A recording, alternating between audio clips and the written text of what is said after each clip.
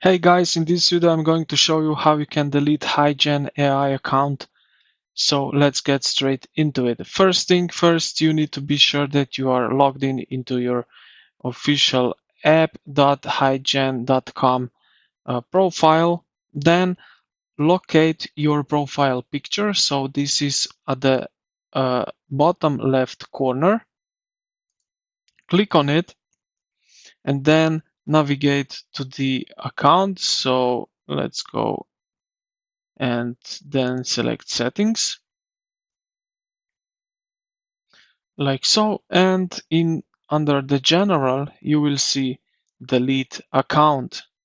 Click on that and confirm the action, and that's it. Now,